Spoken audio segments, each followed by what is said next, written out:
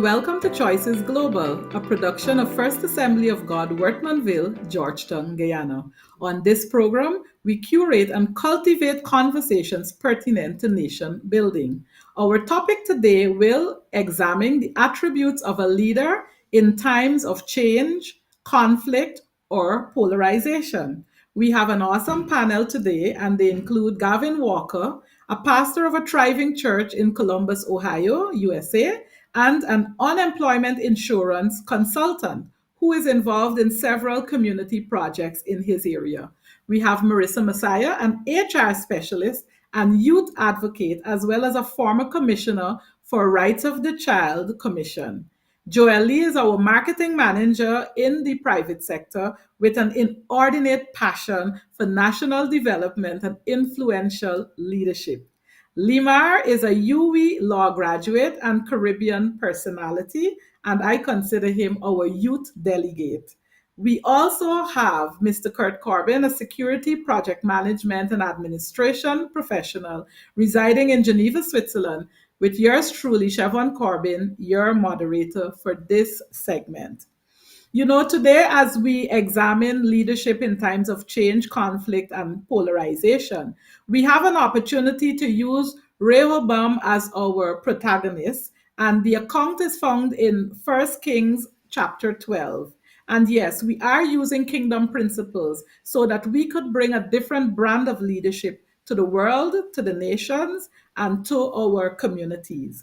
Now, as we examine the account in First Kings panelists, I will start with you, Pastor Gavin, as we examine change. But I want to posit that out of a Harvard article read recently on business and executive leaders, they spoke about an old book talking about the first 90 days in leadership and challenging us to now start to contemplate the first 90 hours in leadership, given the pace at which the world is now moving. And so, some of the examples given in that article is that a leader in the first 90 hours, rather, should first of all be mindful of people who line up outside of your executive suite to give you advice. You should rather be looking for those persons who are busy getting the job done because they do not have time to come lining up. The other thing they talk about is being careful to not speak too soon. Don't accept speaking assignments because you've not yet learned the lay of the land. And finally, it does advise that we find good counsel, both experienced and new blood, so that you can craft the vision that you desire for your company and I dare say ministry or country. So, with that, Pastor Gavin, I really want to challenge you to tell us what are some of the attributes a leader should contemplate when they are entering into a position where there's either change, conflict, or polarization. Very much, Siobhan, for that wonderful introduction. And it's a wonderful opportunity to be with you on Global Choices. Hello to all our viewing listeners. It's a beautiful opportunity to be here with you. Now, as you are aware, that I am in Columbus, Ohio, and I took over a ministry from someone who had left, and leadership is so very important. And when you begin leadership, I think one of the first thing you need to do is listen. Don't rush in with the intention of making changes right away, because that in itself can bring polarization. One of the first things you need to do is listen to those who are there, who've been there for a while, and get advice and good counsel from them. Now, when I took over the ministry, or let me step back a little. Before I took over the ministry, I met the person who was there before me, and he came at a time when the church was in divided. And one of the first thing he did was he wanted to make change by changing the name of the ministry. And so he did something like what Rehoboam did. He, you know, persons he listen to the advice of others. And um, majority of the people were saying, don't change the name. A few persons said, change the name. And the persons who said change the name were younger folks. Persons who said don't change the name was older folks. And so there was a situation where a decision had to be made. And of course, like Rehoboam, he listened to the younger folks. And that brought a whole lot of problems. That almost crippled his ministry from the very beginning. And so I learned from that. It is very, very important to listen to people around you. And all the folks give sound advice. It can either shut down the ministry, it can either bring an end to what you're doing, or it can advance you or propel you forward. So I want to encourage you. One of the qualities in avoiding polarization, or one of the qualities for leadership, seeking good advice, one, and listening. Listening is very, very important. Especially listen to those who've been there before you. Now, the name may not seem as a significant thing, but for people who've been there for a while, people who've been there for a while, were part of the ministry, and the name meant something to them. And so, listening to good advice, even though it may not seem, good in your ears, but it's worthwhile listening to those people around you. Wow. I think, Gavin, this is very insightful. And I think I will ask Marissa and Kurt to prepare as we contemplate change and hearing Gavin speaking about listening.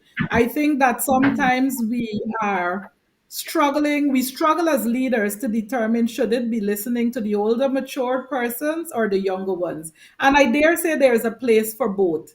I think the matured persons in your organization, in your country, in your government, I find them as being the persons who staff your foundation, who keep you firm when sailing. And then you have the younger generation who comes with fresh ideas and gives more blood to the leadership so that we can take and propel our vision forward. So, Kurt and Marissa, I want to challenge you in a country, in a ministry, or in a business. Where do we find mentors? If I'm a minister of government or a president, where do I find mentors? Where do I find advisors? Because we might assume people know where to find this, but sometimes we need to share about this. Rissa and then Kurt.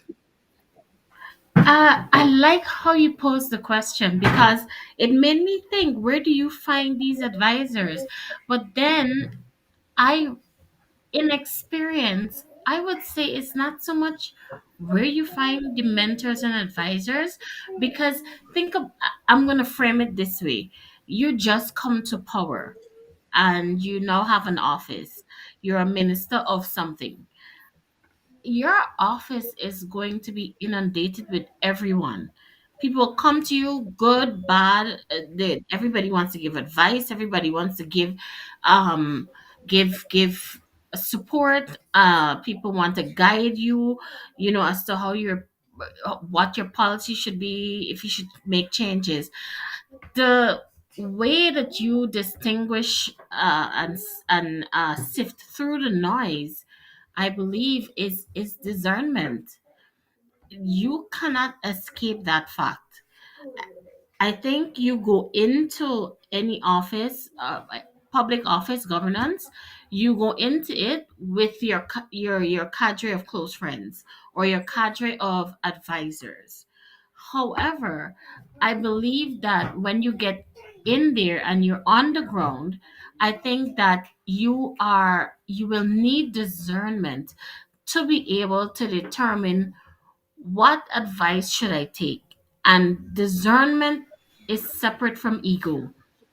And I think you have to check your ego, because sometimes in terms of your process of discerning who or what direction to go in and who to listen to may not necessarily be the persons you are looking at to be able to give the right advice. So young people will may want to listen to younger persons, or older persons may want to be hip and think that, I need to get young people on board, so let me pull in the young people and try to do something different.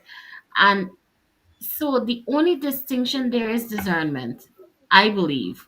Kurt? Thank you, Marissa. You're not wrong. You have to have discernment, or you have to work with discernment in any office. However, I want to go back a little bit more. You are a leader. Your first intention, you must understand why you accepted this leadership position. That's the first thing. Are your intentions good? Are your intentions aligned with helping and not dominating and not being authoritative? So once you understand yourself, the next thing you're going to look for, as the question was posited by the moderator, who are my advisors? Firstly, they must be knowledgeable. They must be men and women of integrity. They must also know themselves, and they must also be willing to serve. Service. So those are the men and women, or those are the people we'll be looking for. First, you understand yourself. I am a leader. I have this position. I was appointed. I was elected. I was placed there. How are you going to lead? Who will my advisors be? Siobhan spoke about the 90 days or 90 hours. I like that. In Rehoboam's case, he was asked a question, and he asked for 3 days as well, for 3 days to think and make a decision. Amazing, isn't it? And Harvard is doing the same study. It is right here in our manual for living. He asked for 3 days, and then he went to two differing advisors, as Gavin mentioned earlier. And it comes back to my question: who are your advisors? What are they advising you? Is their heart, or are their hearts intent on service? Clearly, in this case, it doesn't mean it will be in all the cases. Clearly, in this case, the young advisors for Rehoboam, their heart was not intent on service. Their advice was pressure the people more, give them more. What kind of advice is that? I am a young leader, now asked to make a decision. The older folks advised me to ease it because it was already too much. And the young leaders told me, no, give them more. And then I come back to my first question: who are you as a leader? You see the questions I asked at the beginning and how they come back in? You have to know who you are first before you can even choose who your advisors are. Once you understand these principles, Siobhan, it will make your job much easier. Not easy, but much easier.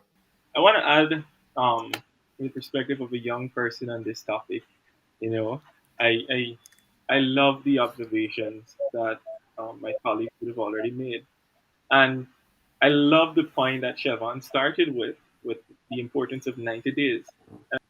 I'm going to use that as my point because if we look back at this whole COVID situation, while it was brewing for days, longer than 90 hours, really and truly the entirety of the world changed in an hour span because it was like a 2 day. I could remember I was over in Trinidad studying, and it was one Thursday.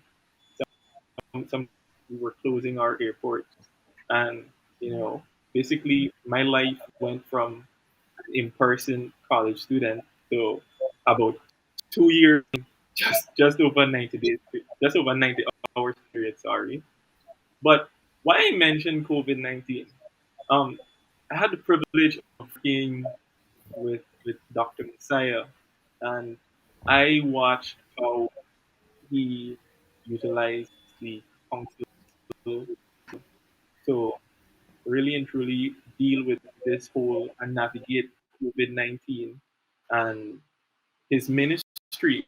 Because what he saw the perfect time for the youth their skills, and so church had to be done online. And one of the things that he did, he looked at the young people around him, and guys like Robert and Anthony and others, um, they were given the opportunity to express themselves. Now, why is that important? I'm a firm believer of purpose being listed in a multitude of counselor that was taken from Proverbs. Sure. And something that I often see is there's this twofold perspective. I oftentimes see young people being unduly criticized for not wanting to take counsel. We can see it a lot all over the place. But there's also, on the flip side, a responsibility from folks to really and truly not be intimidated by the young people and create an environment for a relationship that is mutually beneficial to both generations. Because I know of a lot of young people that have been crying out for leadership positions within our community, and many of them for elections. And I look at it and I see sometimes more days, whether it be for partisan politics or what's not. But we oftentimes cry out, and while we see young people presenting themselves for these opportunities, they're oftentimes shunned. So responsibility on the older generation. So not only just criticize or point out the flaws of the young people, but get them in and guide them accordingly so that they can really take up the mantle and not go outside or some other way and be led down the wrong path. So I think this is good. I hear from you, Limar and Kurt, that you are now centering on a question that I have around who are we called to serve. I think we started off looking at change. We then shifted now to counsel. Who is your counsel? And I think now we need to examine who are we called to serve. And I think in the case of Limar, when you talked of that example of a faith-based organization, First Assembly of God, using or leveraging the knowledge and expertise of their young people, it was to take the gospel to the people they were serving as an organization, but using the counsel of the youth. I think we heard that in Gavin's example of going to a new church, and he was focused on whom he had to serve rather than, the whole notion of name changing and all of these other things that you will have to grapple with. So I want to touch this now to Joel and then back to Gavin. How does a leader stay focused on whom they're serving rather than their leadership journey alone? How do we get closer to the people, in government, in ministry, in an organization? And I bring this because I am fascinated always by the Swiss governance system, where every decision is made by the collective vote of the people. So if they want to construct a bridge over Lake Geneva, it is called to a vote, and if the people are more inclined to protect the environment, they do not want the fumes of the cars exhausting over their pristine lake. And so their governance is centered on the people, and they also have a rotational presidency. So it means one person does not serve for 5 years, but I think rather 2 years, and then they rotate over seven different presidents, for want of a better word. So tell me, Joel, how do you see leaders? What can they do? What is needed for them to take their leadership to the people? Because it's the people we're serving and solutions that we should be giving to them. Joel and then Gavin. Well, the interesting thing about that is Rehoboam was called to lead both young and old. So having an understanding of who you're serving is important because, like you rightly said earlier, Siobhan, as relates to the older folks, having an understanding of what was there before, foundational understanding. So there's a need for the older folks within that regard, and the youth also. Their role is more or less for you to expand and gain more territory. So you need to understand specifically, okay, if this is a decision based upon us gaining more territory in terms of we push the vision forward, all right, the young people have an understanding of what's happening on the ground based on how things relate to their generation. So in terms of that, yes, you need to take that counsel. Rehoboam approached both. He started out on the right footing. He approached the younger folks, he approached the older folks, and he was given their advice. But he sided with something that really and truly, as a leader, you should not have done, because the older folks are saying, okay, your dad did this, we went with it, but we had some issues with it. So he needed to say, okay, well, he should have asked another question. So, what can we do to make this better for the people? But he took the advice of the younger people. And in some cases, unfortunately, for younger leaders, sometimes, you want to stamp your name on it, so to speak. Joel did this. And it leads us into in a direction where we end up making more trouble. And that's really not the intention. Gavin, how do we take it to the people that we serve? Well, I think you have to remain focused on what is your purpose, why you are there. You are there to serve the people, and you cannot lose vision of that. And then you have to, in my situation as pastor, it's twofold, because I have to listen to the people, and I also have to listen to the direction God is leading. And so I have to learn to follow the instructions of what God has impressed in my heart and in my spirit. And even though, you know, pulling people together and letting them understand, here, this is the direction we're going, this is the direction God is leading, selling them the vision and causing them to understand where we're going and why we're going in this direction will muster or build person to buy into what you're doing. And once you convey that to the people, once you convey that to those you are serving, I think, and they're able to understand and understand what you're doing, where you're going, I think you will have enough support, and people will do like what they did to Moses, lift up his hands. Um, Serving is very important, and conveying what you're doing is very important. Wow. Well, I think I want to shift gears now. I think we started off contemplating change, contemplating conflict, contemplating polarization. And I, for example, work in global health. And we have a challenge. I think we spoke of leadership dilemmas in a previous segment. And so I hope you viewers will go, and if you missed that segment, you will capture that one and come back to this. But we speak about leadership dilemmas in the world, and this is why we are fascinated with leadership and how kingdom principles can come to bear. And I want to talk about what we call in global health as vaccine apartheid. You know, the pandemic allowed us to see that even though we were meant to walk together as one global community to end the pandemic, we had countries sequestering, sufficient medication for their own country and populace at the expense of others. Yet, everyone around the world were contemplating or dealing with death. Now we have an opportunity to prepare for other pandemics, and yet we have sometimes the world's rich still holding on to the manufacturing and relevant copyrights to medicine and medication.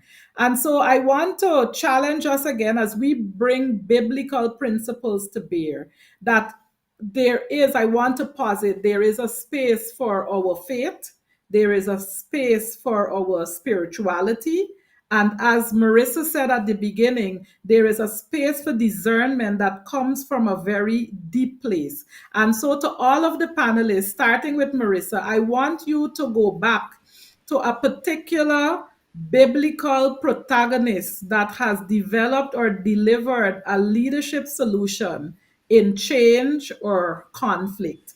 And I would want to start off by celebrating Nehemiah, and we can all take different elements. But what I found in the workplace is that persons who have a deep faith often come with solid solutions. I work in an organization where Christians, Muslims, Hindus, and many other religions coexist. There are prayer rooms in those organizations, and it is normal for me to walk past a meeting room and find my Muslim colleague on their mat praying at the required hour. And that has not caused us to operate in conflict in a team. I have colleagues wishing me happy Easter, and I also respect when a colleague is in this fasting period, their fasting period of Ramadan. So again, I want to signal that there's changes, conflicts, and yet we can find solutions that bring people together and use those biblical or kingdom principles that we are familiar with.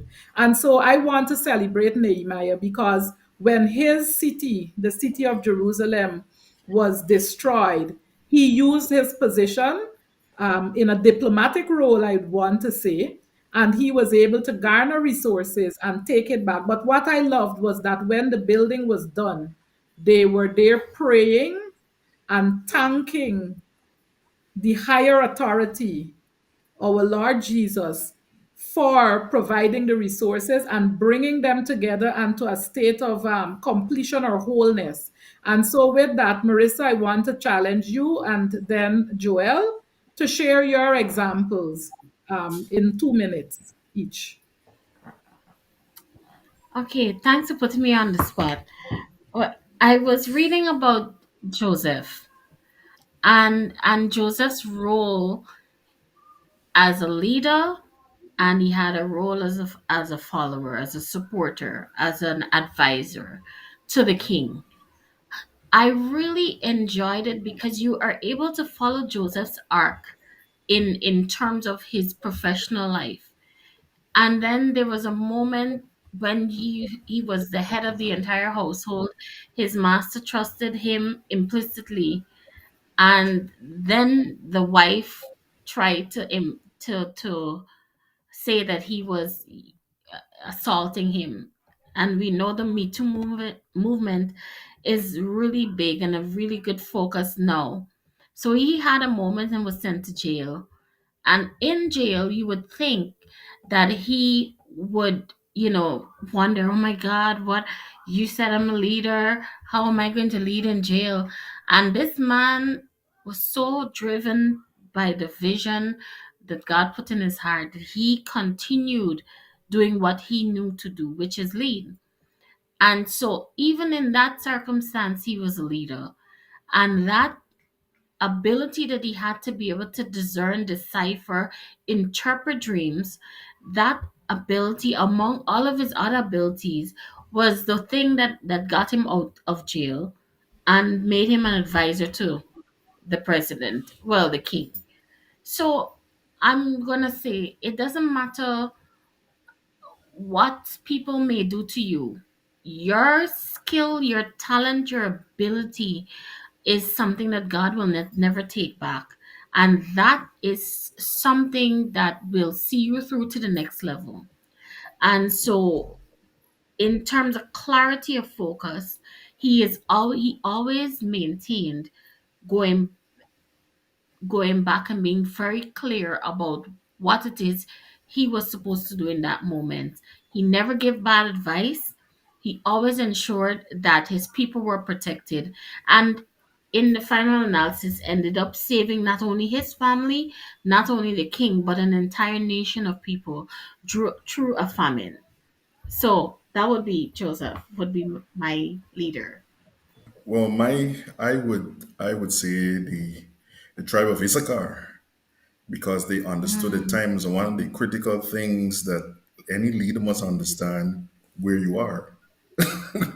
You know, Wow. it's all well and good to have grandiose ideas and it's good to dream, but you need to also know where you are and the environment in which you're operating too. Because without that, there's many things, and like Neymar alluded to earlier, in the multitude of counsel, there's safety. If you don't know where you are, and what you're called to do, you can find yourself making a lot of mistakes because it's trial and error, and any effective leader has to first understand who he is, understand where he is, and where he's going. Those are the three basic questions you have to understand.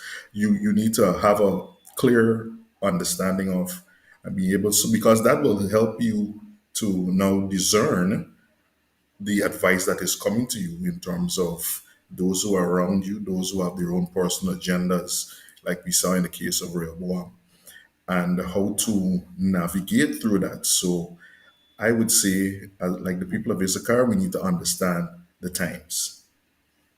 Wow. Limar? For me, I'll go with David, popular figure. Simply put, he showed us that success does not mean perfection. He was human, he was flawed, he understands his limitations, and he will be remembered as a man after God's heart. So David is quite the we're human, we'll make mistakes, but always be humble enough to acknowledge them and seek the source of our strength and seek the source of our direction. Always go to God. Whether you're a political leader, a spiritual leader, whatever leader, you're flawed, but God will cover those flaws. Kurt and then Gavin. Thank you. I will go. I was going with Joseph, but I will go with the Lone Ranger ruler, Noah. Can you imagine in a generation you're building something where it shouldn't be built, where persons cannot see beyond. He's building an ark, a large boat on land. There's no port nearby, there's no waterway nearby. And he's building, and everyone is against him and calling him crazy. Can you imagine that? As a leader, Gavin mentioned about you have to know what the direction God is sending you, and you also have to understand, listen to the people as well, but you always follow God. This Lone Ranger leader, Noah, I'm amazed that he withstood all of this. And at the end of it all, we know the rest of that story. If you don't know that account, come and read my manual for living. You will know how it ended as well. How it ended as well. Gavin, the last word. Joshua, Joshua, Moses, my servant, is dead. Had Joshua had a big shoes to fill, and probably he was intimidated. The Lord probably saw what Joshua was going through and how he was, uh, I guess, afraid. But he got some reassuring words from the Lord, and the Lord had to shake Joshua by saying, "Hey, wake up! Moses is dead. It's time for you to lead." And as leaders, sometimes we go through phases in our lives when we have to have a wake up call. And God can use anyone for that wake up call. And when He uses that one, I'm here to say, wake up. If not, you'll be in big trouble. Wow. Wake up. I love it, Gavin. I love it. To our audience, you can see that we have had an awesome session today. I don't want it to end, but we started off contemplating leadership in times of change, in times of conflict, and in times of polarization. And I think that the panelists very nicely took us through the change, the counsel that is needed, and being grounded in understanding the people that you were called to serve. As a leader in global health and finance, there is one thing that keeps me grounded, and I heard Gavin say sometimes we can be afraid as leaders. And when that time comes around, I go to Malachi and I read the words of the Lord that declares that we should do justice, we should love mercy, and we should walk humbly with God. With that, I want to thank you, panelists, for such a lovely and lively discussion as we seek to create conversations that shape the destiny of our nations, of our communities, and our families. To you, our viewers, thank you for joining again. Thank you for your support. Please continue to subscribe and like on our YouTube channel. You can find us at faogw.org and on our YouTube channel, Choices Global. Join us again on the 14th of May at 5 p.m. for another engaging episode. I am Chevon Corbin, your moderator for today, encouraging you to remain safe and find the leader in you. This is Choices Global.